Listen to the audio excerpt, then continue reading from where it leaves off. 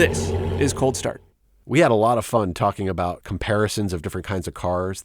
Would you rather have this or that or the other thing? And talking about why that is, what are our feelings or philosophies behind these cars? What were the manufacturers thinking?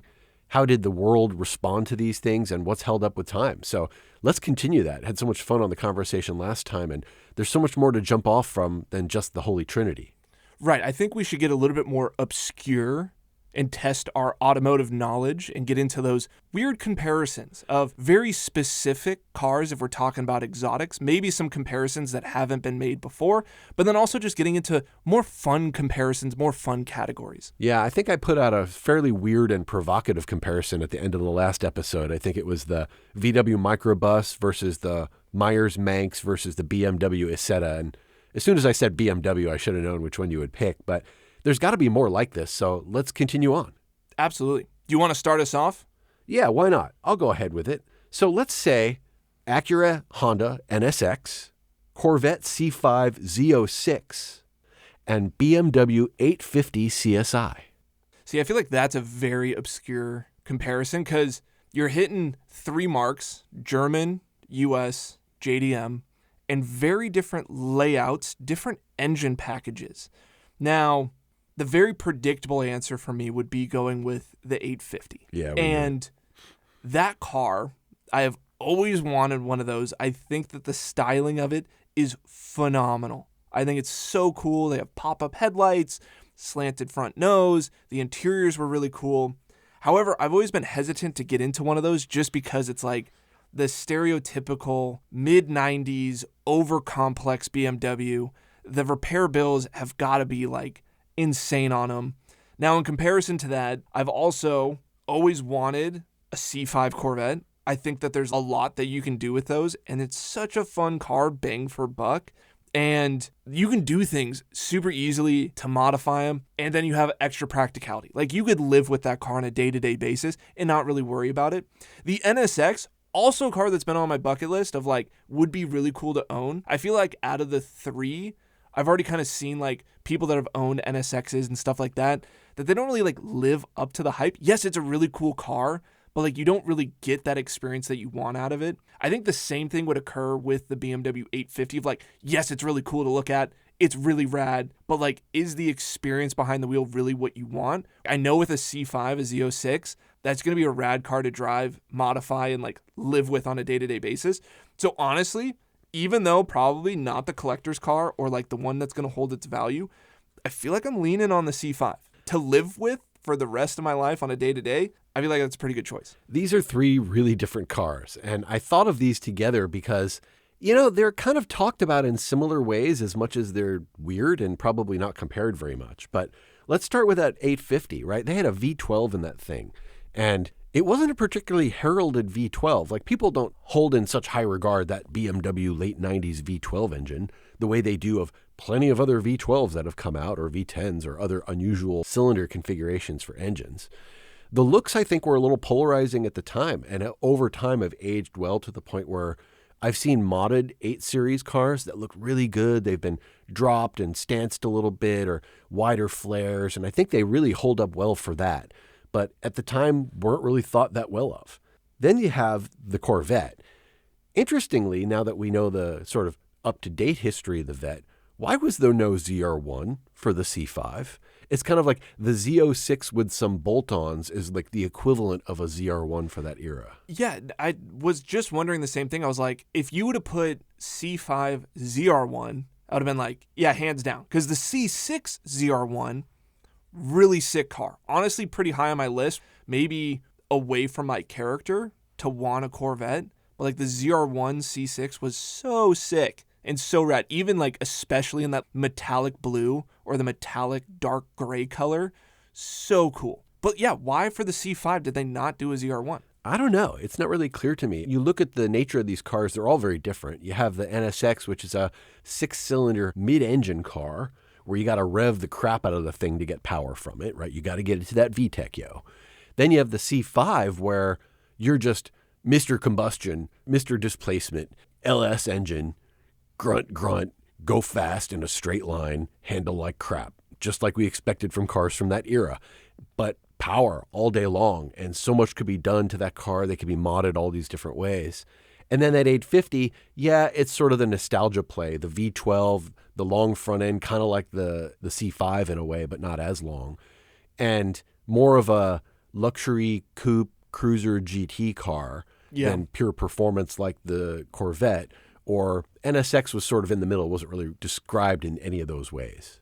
Yeah, I feel like out of these three, I'd get more use and enjoyment out of the Corvette than the others. The 850 would be cool, but like, what are you going to do with it other than just cruise on the street? Like, if you had a C5, you at least build it out, go to the track. There is something to be done with that car, and like from a modding perspective, where the other two, I mean, yeah, the NSX, but it's more of like a collector's car now. So I'm going to stick with my choice. I feel like it's weird, but I'm going to stick with the Corvette. It is weird and a little unexpected. Given there was a BMW, I figured I served you up a fat pitch on that one. But I'm thinking 850, personally. I've owned an NSX. It was cool, but to your earlier point, it didn't live up to some of the hype. It didn't deliver that raw feeling that I was looking for in the way that maybe the C5 would provide. And I don't know if the 850 really would, but something about the aesthetics of it, the timelessness of it, and the potential for mods that I think haven't been yet all played out. You know, there's a lot of things that could be done with those cars that I don't think have been done. I haven't seen the high-end resto mod version of one of those cars out there, the same way that they've done with the old Lancias and the Porsche Singers and so many other cars. Seems like there's an opportunity there. All right, let's do another variation on this. Let's stick with American cars, because we've been kind of more in the European and Japanese cars for the last few we've talked about. How about second generation Ford GT, the Celine S7, and the Viper ACR-E? This is a really good lineup.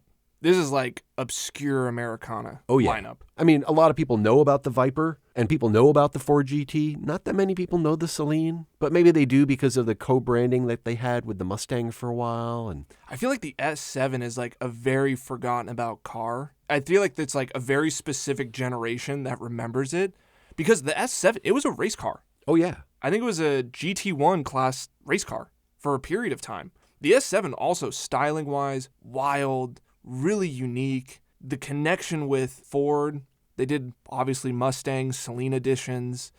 Out of this, I mean, I usually would lean heavy for the Viper, because I think Vipers are pretty sick, especially like with the right spec and like stuff like that. They're rad. They're cool cars. They're really unique. You don't see a lot of them, but you really don't see a lot of S7s.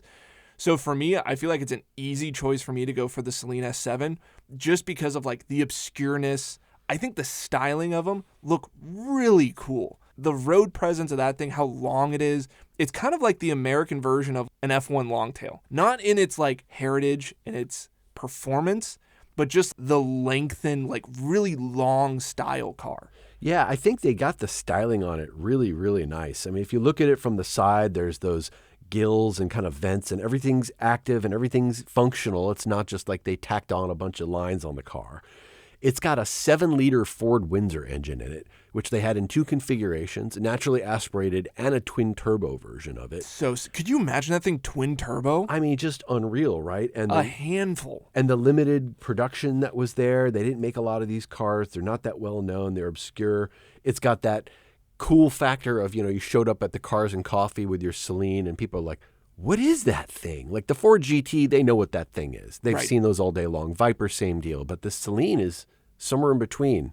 I feel like the pricing for Celines, I'm sure if we looked at like the market for those cars, have probably shot up pretty recently, just because it's like they were forgotten about for so long and no one cared. And I think now people are starting to recognize, oh yeah, that was a low production, pretty exotic looking car with some pretty good heritage, motorsport pedigree. The one that I remember the most that raced was like black with a teal in the center of it. Oh yeah. That was like the pretty iconic Celine that raced for a decent amount of time. I feel like they raced for a handful of years. Yeah, I think so. Overall, I mean, they're the most interesting of this group. Now, the Viper, when it came out, I mean, everybody was like, oh, V10 on the Viper. These things are trying to kill you. They're impossible to drive. They added all this aero to it, and we just finished our episode on downforce ruining motorsports. But in this particular case, this was a pure street production car that they put a giant spoiler on the back of this thing that, I mean, picnic tables would be embarrassed by how big this thing was. It was enormous, and it worked. It provided a huge amount of downforce. The things that these cars could do on the racetrack didn't look like they should be doable. Like they were violating the laws of physics. Yeah, one car that does need downforce is definitely a Viper. So when they came out with the ACR version of it, it needed that amount of downforce, and those things are still a handful. And I think that's what like entices me so much about wanting a Dodge Viper. Yeah. Is just the aura that's around it of this thing that like wants to hurt you and has wanted to hurt you ever since they came out with the first one back in the 1990s, and they still kind of like haven't gotten any better. They haven't changed. Like it still is something like if you don't know how to drive it, it'll bite. And we've talked about how, the amount of downforce you get off of a road-going vehicle is pretty negligible, and there's no reason in actually looking at those numbers. But at a high speed, those numbers become meaningful. And in the case of the Viper, you're not talking about a car that's going to say like, oh, you added like 100 or 200 pounds of downforce. The Viper had 1 ton, 2,000 pounds of downforce at high speed. I want to say it was like 170 miles an hour or something, but that is incredible. That's the amount of weight that it can take to help stick a car that's so heavy to the racetrack and for that to be functional. So I think from that perspective, that's just super cool and something those other cars didn't have. No, not at all. I mean, the essence of that car, especially towards the end of its production, really, really cool. But something about like the historical significance and kind of vintage aspect of the Celine, it's hard to beat. Yeah, and the Ford GT, I'll have to say, as much as that's been an incredible car, iconic, historic, motorsports orientation, all those things, the second gen Ford GT was like the least interesting one of all of them. It looked kind of like the first gen, and that it had going for it.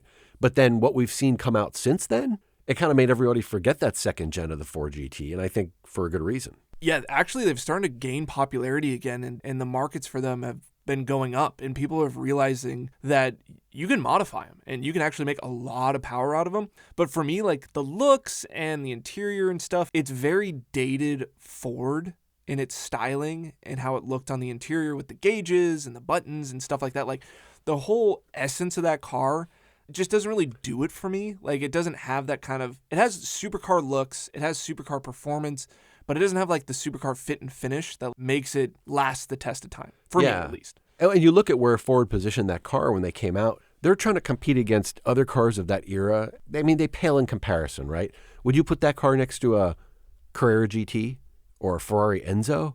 No, nowhere even near that, right? And that's what they did with the third generation Ford GT that came out. They were classing that alongside hypercars. So I feel like they sort of, maybe in retrospect, maybe it wasn't apparent at the time, but Ford really missed the mark with that second-gen GT compared to the other cars that were made by competitors at the time. But yeah, I think in pretty much every way, this one will pale in comparison for me to either the Viper or the Celine. I think I'd go Celine. Something this made me think about was, the Viper had that V10 engine in it, and nobody really calls out the sound of that V10 other than it is a V10, the way they call out the sound of the LFA and the CGT V10s. But I'd be curious, how would we compare this to other not CGT, not LFA V10s?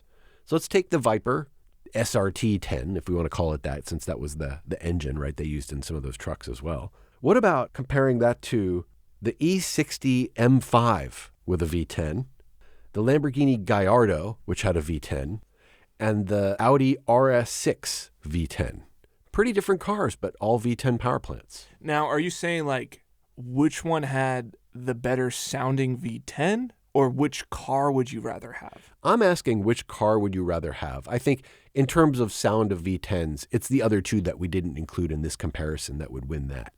Which generation of Viper? I guess they had a model for a while they called the Dodge Viper SRT10. Yeah. I was just thinking of SRT10 as sort of the identifier for that 10-cylinder engine that they put in a bunch of different Dodge-related cars. Right, because, I mean, like, obviously a newer Viper would be way better than any of those cars on the list. I'm trying to think of, like, a comparable. I'm going to go Viper, and I'm trying to, like, make it a closer race because, I don't know, for me, like, the E60 M5 is cool. I'm not that big of, like, a big sedan guy for the V10. RS6 is like totally bottom of this list. Would not want one of those at all, ever. But it's got a V10. So lame. RS6s, in my opinion, so lame. So yeah, in regards to V10s, I feel like the Viper is still going to like hold pretty strong here for me. the Viper was close in comparison when we were talking about the Saleen S7, right? I mean, like, I was almost there on the Viper, or even a Ford GT. Yeah. Now, so if we downgrade it, like, think about like the least desirable Dodge Viper generation, which I think is like a Gen 2 Viper or whatever, like the one from the beginning scene of Fast and Furious Tokyo Drift that like the mean jock dude was driving. I think that's like the cheapest Viper you can get nowadays. Even if we used that in comparison to this list, I think I'm still going to go Dodge Viper. I think it's sick. That V10, it has side pipes. A V10 with side pipes, so sick. Like the E60 M5, yes, it's cool. I'm not really that big fan of a big sedan. It's just not that rad. For Mr. me, like, Sedan over here doesn't like a big sedan. Right. I don't know. It doesn't make sense. Maybe it's because it's like I'm already thinking about the anxiety of like if anything goes wrong with that car. Like I've seen so many people that have owned E60s and things go wrong big in those cars. It's not like a robust V10 engine or like the Dodge. Dude, that thing could survive a nuclear blast because it's not high revving. The V10 that's in the Dodge Viper is just a torque monster. I mean, they put it in trucks. Yeah, which that's the next list that I want to get to. But to finish this off, so like the RS6, yeah, it's cool. It's not that significant or special to me. Yes, it came in a wagon, so you can have a V10 wagon. Arguably, you could also have the E60 M5 wagon with a V10 in it. But like for this list, Gallardo, get that thing out of here. I don't even want to talk about the Gallardo. It is so played out, a cheap supercar. I would rather have the Dodge Viper than the Gallardo.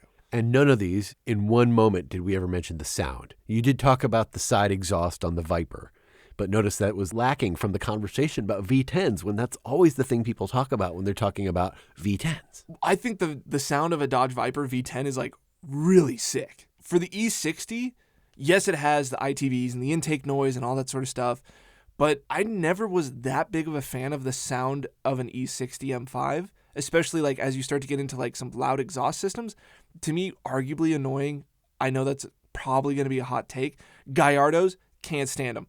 I'm also not really that big of a fan of V10 noises to begin with, like the generic ones. CGT, phenomenal. Sounds incredible, right? But that's a very unique, and everyone says it's one of the best sounding. LFA, phenomenal. Like the baseline generic V10s that you see kind of mass-produced, quote-unquote mass-produced V10s, they all, to me, sound annoying and, like, very similar. The Dodge Viper V10, totally different. Yeah, and we didn't include the VW Touareg V10 in this either. The TDI V10? The TDI, The diesel V10? Dude, that's another conversation. Well, we mentioned trucks, and you seem really excited about that. Do you have a comparison for us regarding some truck? Yeah, I was going to do, like, weird Americana super trucks. And what I mean by this is when manufacturers made a truck for performance purposes rather than like practicality. We're talking Typhoon and Cyclone here. Yes. Well, one of those was an SUV, so we won't include that one. Okay. But to go off of the Dodge Viper and the SRT10, Dodge decided to put the same engine that was in the Viper in 2005 into a pickup truck. And it was a single cab. There was a short bed and there was a standard bed that you could get, but basically a V10 powered truck. And these things were terrible because imagine you now put the torque that was in your sports car, which was hard to manage and not very easy to control. Now remove all of the rear end weight that you get with a pickup truck. The things were just ending up wrapped around trees left and right. Hey, you didn't want downforce. They gave you no downforce. So we're talking SRT10 Dodge Ram pickup. Now compare that to the 2001 Ford Lightning. Oh, the Lightning. We're talking the SVT F-150 Lightning, the second generation. Very swoopy, rounded, iconic from the Fast and Furious franchise. They use that as like the parts transport mobile. SVT is also found in the Ford Contour. SVT. So you have a 2005 SRT10 Dodge Ram, 2001 Ford F-150 Lightning, and then the 1991 GMC Cyclone. The Cyclone with an S. That thing, I remember when it came out. The specs on it were unreal. I think out of all of these, the Cyclone is probably the coolest, but it's from 1990s, right? if we think about like 1990, 2000, 2005, a lot changes in regards to comfort. But the Cyclone had a 4.3 liter turbocharged V6 mated to an all-wheel drive system. So these things were known for their incredibly impressive 0 to 60 time. Early 1990s? Yeah, so this was 1991, and the 0 to 60 times were 4.3 to 4.6 seconds. For a truck. In that period, it was considered one of the fastest cars 0 to 60. It was beating out Corvettes and Ferraris of the time. Unreal. For a GMC branded truck that nobody saw this thing coming either. Like this is such a random drop into the market. Yeah, dude, and it's so sick. It's like super boxy. So like we also have like the 3 different body styles in regards to like design. So you have the really boxiness of the early 90s, kind of transitioning from the late 80s. Then you have early 2000s, very rounded, sculpted design of the Ford.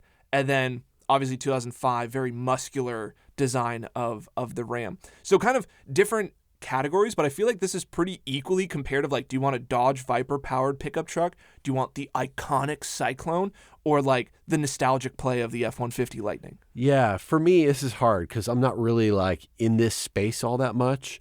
I immediately think of that blue paint color with the white stripes down the hood when I think about the Dodge. They seemed like they were all kitted out like that. I'm sure they weren't, but that was the one I remember, is that bright blue with the white stripes down the front. The Cyclone is probably the nostalgia play for me much more than that Lightning. Like the F-150 Lightning doesn't hold any position for me in any particular way. But the Cyclone was cool and fast and different and looked like it was creating a new market when that thing came out.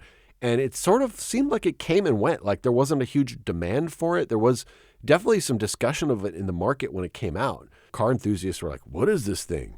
But it doesn't, whatever reason, it doesn't get the kind of play these days that you would expect it to for as phenomenal as it was at the time. Yeah, I think there is a pretty solid collector's market for the Cyclones. For me, I don't know, like a super clean Ford F-150 Lightning, like the second generation one, would actually be pretty sick, especially red, like the Fast and Furious one. It would be really cool. Like, yes, the Cyclone would be sick. Like, I love the styling of the Cyclone. I think it's so awesome. And the iconic black paint that it came in as well is just really, really cool. But I just feel like the collectability of that car might kind of ruin it for me. Where like the Ford F-150 Lightning, like I wouldn't feel bad about driving that on a day-to-day basis. Yeah, I feel like you kind of like have contractor vibes in the F-150 Lightning. Oh yeah, dude, it's such a great generation of the early 2000s Ford styling. It's so rounded. Yeah, it never really did it for me though, I have to say. That look, it just seems sort of like generic for the period, but maybe it's just because it was iconic for that time. I don't know.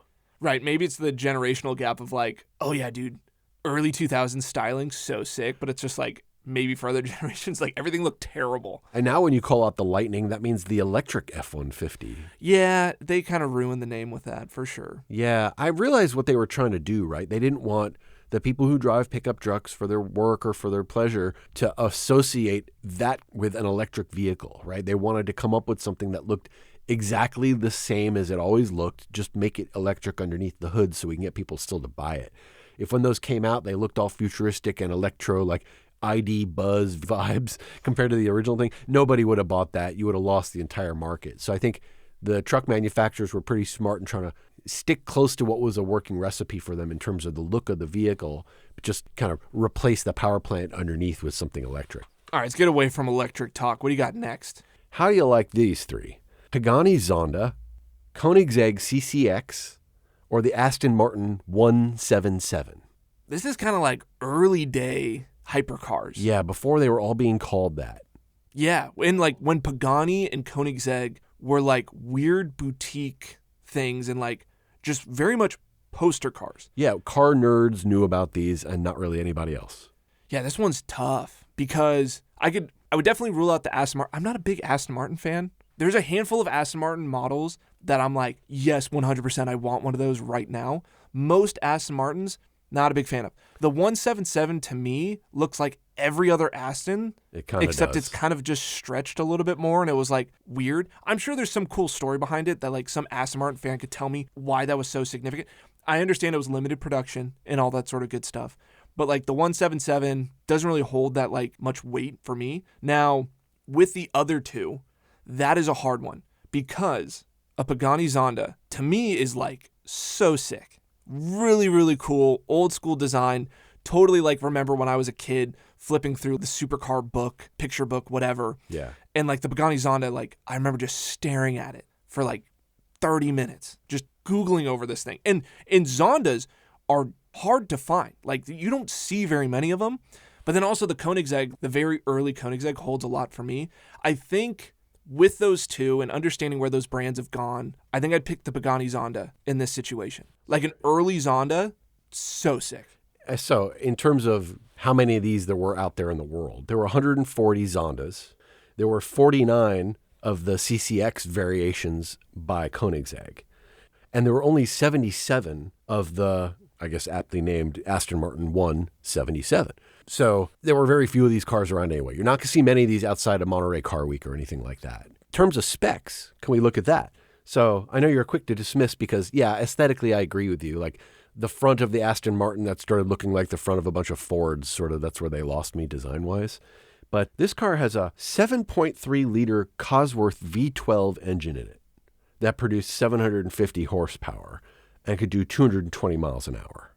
So nothing to sniff at. And if you didn't say Aston that looks kind of like all the other Astons, now what you would say about that car? Yeah, I mean, it's fast, but I don't know. I want the raw experience. We've talked about this of like the driving experience, analog experience, the excitement you get behind the wheel. Like I would rather go 50 miles an hour in a Pagani Zonda than 50 miles an hour in an Aston Martin 177 because realistically that's what you're going to be doing on a day-to-day basis when you get to go and drive it. The internal experience that you get out of a Zonda or out of a Pagani in general is just like spectacular. And to have like the first iteration, like I'm talking, don't even give me like the second or third iteration Zonda. Give me the first generation Zonda in just silver. The most boring spec ever. I would absolutely love that. Yeah, I think it's hard to be very practical in this space given the kinds of cars we're talking about.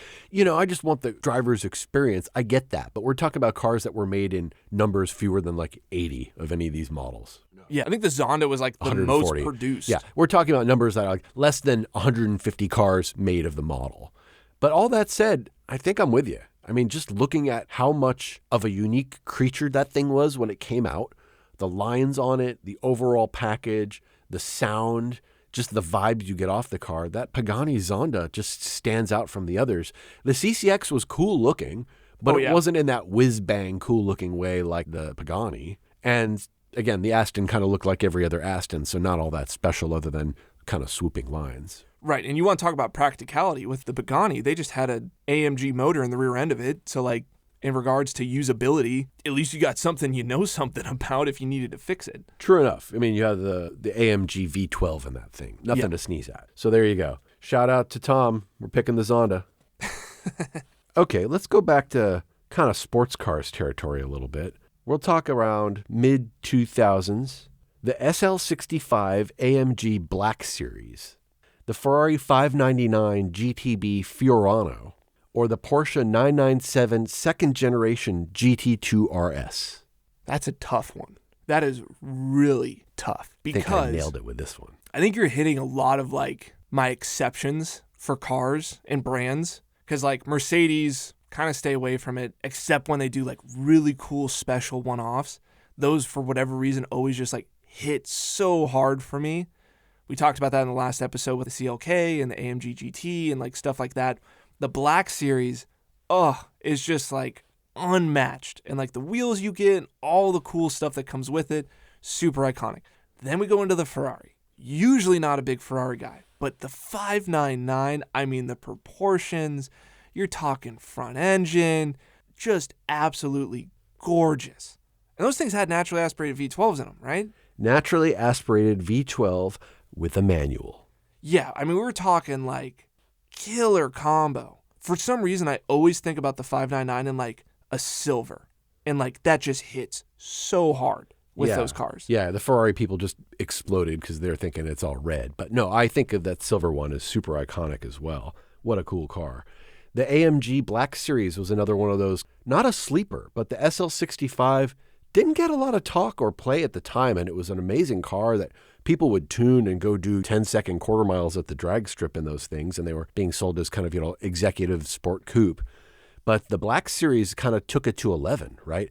The wider flares and just the sportiness that you didn't normally see from mainline Mercedes-Benz models was there. The fact that you have this end of an era 599 Ferrari special model with the manual transmission, never again created, unreal, like iconic as all hell. And then for me, this is a tough one because the Porsche 997.2 was just about the perfect point in the water-cooled modern Porsche history. You could argue 997.1 versus .2 all day long, but the GT2 RS from that era is phenomenal. It had a manual transmission in it. It produced over 600 horsepower.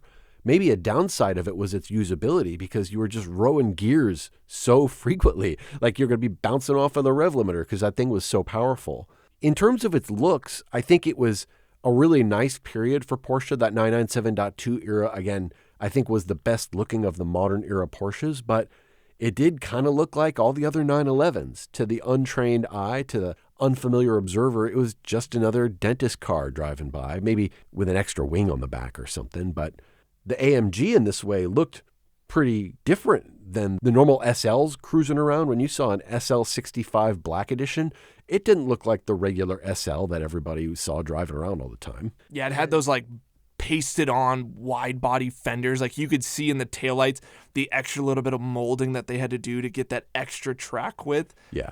The Black Series cars were always so sick. And the Ferrari, I mean, of course, the 599 era, they did a special version of that car. I think it was like the Fernando Alonso Formula One victory version of that. Really cool car, very special. I think those are going to continue to appreciate based on the fact that they were the last manual transmission V12 car made by Ferrari. Yeah, so I think with this list, I mean, I didn't really even talk about the GT2 RS. I think I agree with you that it didn't really have that kind of like special aura about it, like maybe these other two cars did. I think the Black Series is probably like the most special, and like visually you can see that. The 599, there's nothing like visually significant or different about that car comparative to the Black Series.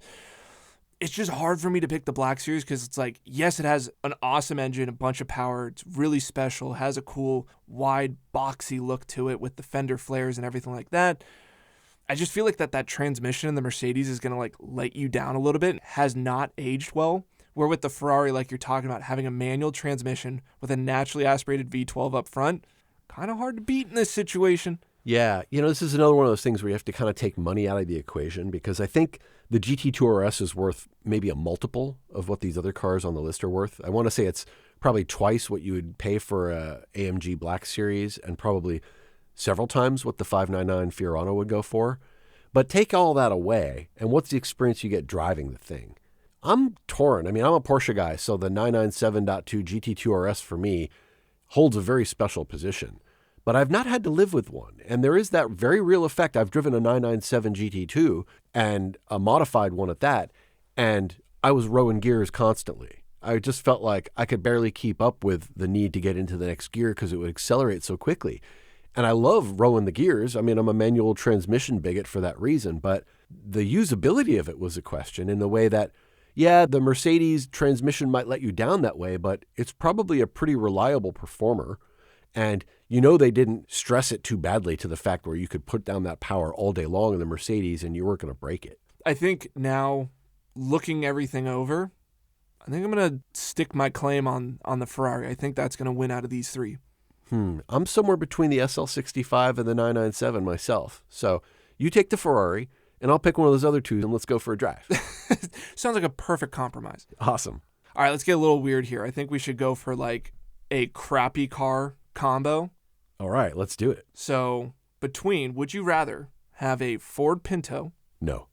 Chevy Corvair, or Pontiac Aztek? Oh, man, just scrape out my eyeballs and vomit in the holes where they once were. Not a good option here. But if you had to live with one, if you had to have one of these cars outside your house sitting in the driveway for all your neighbors to see, which one would it be? So we're going ugly and bad here. The Ford Pinto was the car that would explode on like a small contact from the back because of the way the fuel tank was mounted. But they did make a really weird and ugly version of the Ford Pinto in a station wagon. That was an option? Yeah, there was, I think it was for 1 or 2 years, there was a Pinto wagon, and it was even more ugly, if you could believe it, than the regular Pinto. So if you're going down the like weirdest looking toad that might become a prince someday kind of a vibes, that's where you go with the Pinto. What, you think the Pinto's going to be like a collector's car? No, but you could do an engine swap. You could see it at the drag strip or something like that. No, I don't know. I don't know. The Pinto is just a piece of crap. I wouldn't want to go near one. My mom had one. I think it was a 79, maybe the last year they made. And it smelled like gas inside.